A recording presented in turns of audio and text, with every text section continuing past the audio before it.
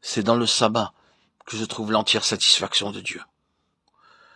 Quand eut lieu le premier sabbat, ce fut quand le Seigneur, en regardant tout ce qu'il avait fait, vit que c'était très bon.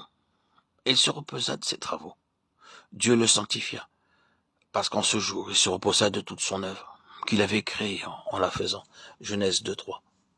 Vous ne manquerez pas d'observer ou de garder mes sabbats, car ce sera entre moi et vous, et parmi vos descendants un signe auquel on connaîtra que je suis l'Éternel qui vous sanctifie. Exode 31:13.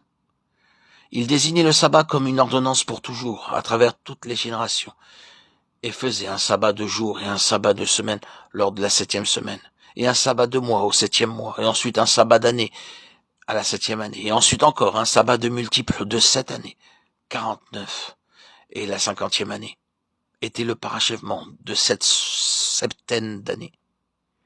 Tout cela parle de la satisfaction de Dieu, et à cause de cela, vous pouvez être libérés. C'est comme quand un prisonnier est interrogé à la barre. Son cas est satisfaisant. La sentence tombe et le juge dit « Je suis satisfait, vous êtes acquitté ».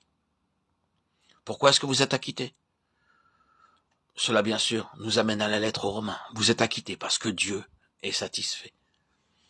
Ainsi, le Seigneur Jésus réunit tout cela en lui-même. Et il devient le sabbat personnel du Seigneur, Dieu, le bien-aimé dans lequel Dieu est satisfait.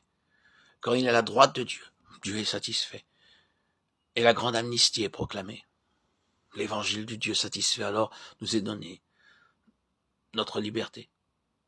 Vous savez que tout cela arrivait l'année du jubilé. Tous les esclaves étaient libérés.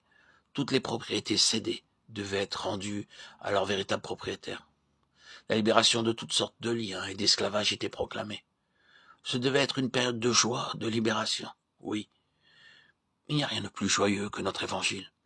Et il ne devait pas y avoir de gestes plus joyeux que ceux qui ont un tel évangile. C'est l'évangile de la gloire d'un Dieu satisfait.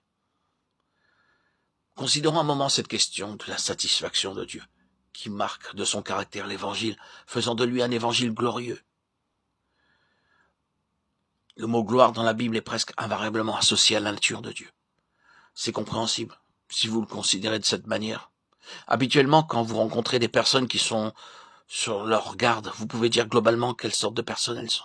Par exemple, si vous rencontrez une personne avec une conscience coupable d'une manière ou d'une autre, cette conscience coupable se manifeste au dehors, et quoi que vous ne puissiez pas savoir pourquoi, vous avez le sentiment que les choses ne sont pas droites.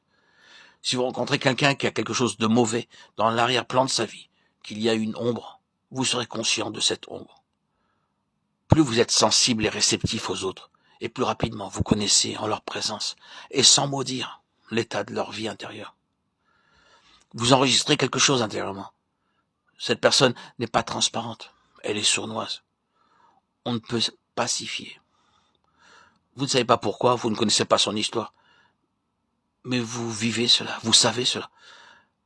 Parce qu'il vient à vous en leur présence. Vous savez ce qu'est leur vie. Cette prise de conscience peut se faire d'une multitude de manières. Vous gardez une impression. Et quand vous avez cette impression, vous connaissez la personne.